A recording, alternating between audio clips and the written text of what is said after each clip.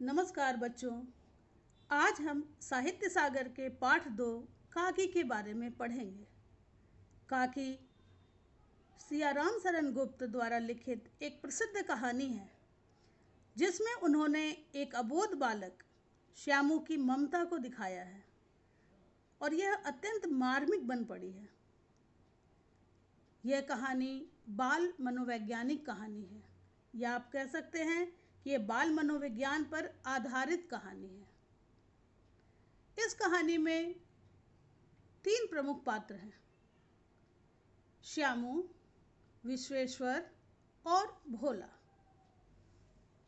आप यहाँ देखें, 3 प्रमुख पात्र हैं, श्यामू, विश्वेश्वर और भोला। श्यामू एक नादान बालक है और ये इस कहानी का प्रमुख पात्र है। यह विश्वेश्वर का पुत्र है। उसकी माँ का नाम उमा था जिसे वह काकी कहता है और उसकी मृत्यु हो चुकी है और उसकी मृत्यु से वह बहुत दुखी है। वह एक भावुक, कल्पनाशील, संवेदनशील, अबोध, भोला भाला बालक है। श्यामू अत्यंत भावुक प्रवृत्ति का है और वह अपनी माँ से बहुत प्रेम करता है। छोटी सी उम्र में उसने अपनी माँ को खो दिया। वह यह भी नहीं जानता कि उसकी माँ मर चुकी है, कभी वापस नहीं आएगी। लोगों से जब वह सुनता है कि उसकी माँ राम के यहाँ गई है तो वह सोचता है कि उसकी माँ ईश्वर के यहाँ है। दूसरा प्रमुख पात्र है विश्वेश्वर। विश्वेश्वर श्यामू के पिता हैं। उनकी पत्नी का नाम उमा थी।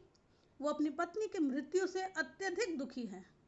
वह एक जिम्मेदार व्यक्ति हैं और संवेदनशील भी हैं। जिम्मेदार हम इस तरह कह सकते हैं कि वो अत्यंत संवेदनशील थे। अपनी पत्नी के मृत्यु के कारण बहुत दुखित थे, लेकिन फिर भी जब वह श्यामू को देखते हैं कि श्यामू चोरी करता है तो वह उसे मारते हैं। इसमें उनकी क्रूरता नहीं, बल्कि वो एक जिम्मेदार पिता हैं।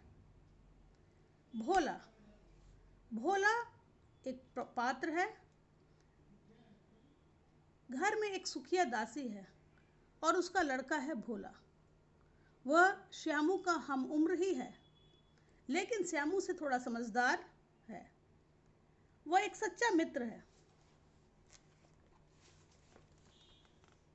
वह श्यामू का विश्वास पात्र है, इसलिए श्यामू अपनी सारी योजना उसे बताता और उससे मदद भी मांगता है।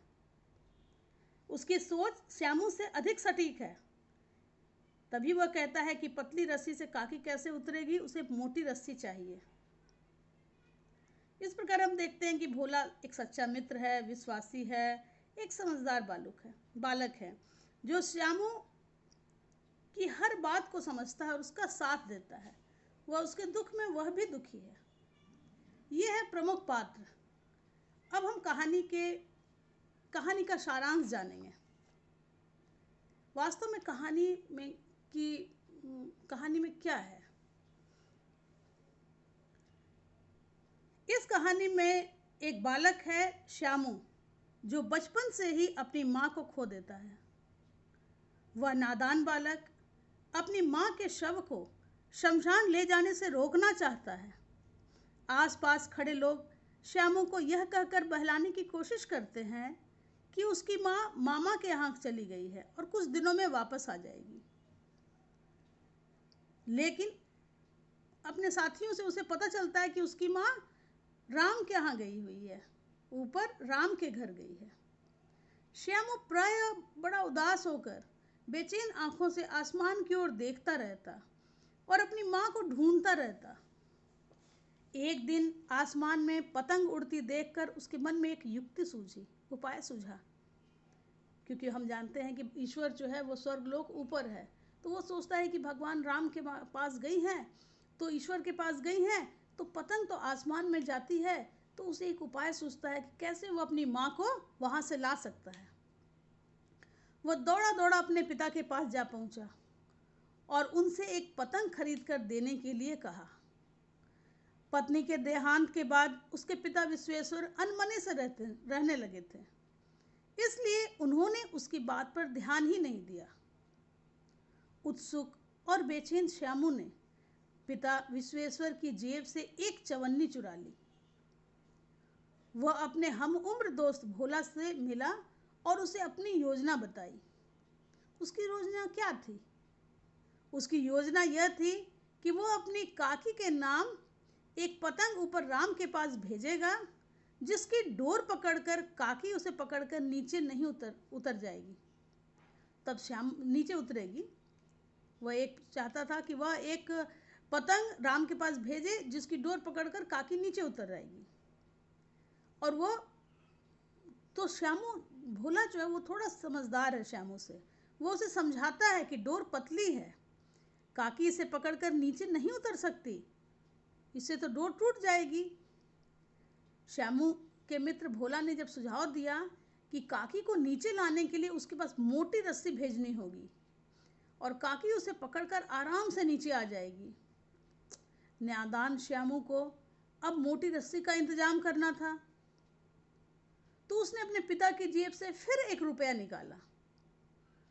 यह बात उसके पिता विश्वेश्वर को पता चल गई और उन्होंने क्रोध में आकर श्यामू को एक थप्पड़ जड़ दिया और साथ ही उसकी पतंग भी फाड़ दी। पर जब उनकी नज़र रस्सियों पर पड़ी तो उन्होंने कहा, ये किसने मंगाई?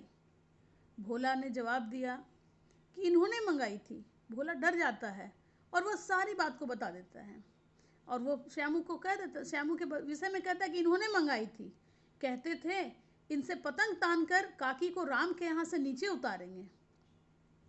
विश्वेश्वर हतप्रभ हो रह गए, वे अवाक हो गए। उन्होंने देखा, फटी हुई पतंग को उठाकर देखा तो उस पर चिपके हुए कागज पर लिखा हुआ था काकी। यह है कहानी का सारांश। अब कहानी के उद्देश्य पर हम आते हैं। यहाँ पर मैंने आपको बहुत अत्यंत संक्षिप्त में कहानी के विषय में केवल संक्षिप्त में उसका उद्देश्य लिखा है। जब हम कॉपी में लिखेंगे तो हम उसे और विस्तार से देखेंगे। केवल आप इसे समझें कि कहानी का उद्देश्य वास्तव में क्या है। काकी एक अत्यंत मार्मिक कहानी है। कहानी में श्यामू एक अबोध बालक है जो बचपन से ही अपनी माँ को खो देता है। उसके मासूम क्रियाकलापों का अत्यंत मनोवैज्ञानिक ढंग से चित्रण करना ही लेखक का उद्देश्य है। शीर्षक की सार्थकता। किसी भी रचना का शीर्षक उस रचना का सर्वाधिक महत्वपूर्ण हिस्सा होता है। कहानी अथवा रचना उस शीर्षक के आसपास घूमती हुई उसे प्रतिबिंबित करती है। संपूर्ण कहानी में श्यामू अपनी माँ के लिए व्याकुल रहता है। काकी को धरती पर लाने के लिए वह चोरी भी करता है और पकड़ा भी जाता है। इस प्रकार पूरी कहानी का ताना बाना काकी के चारों ओर घूमता हुआ दिखाई पड़ता है। अतः शीर्षक पूर्णतया सार्थक है। अब अगली कक्षा में, अगले वीडियो में मैं काकी पाठ का वाचन आरंभ करूंगी। धन्यवाद।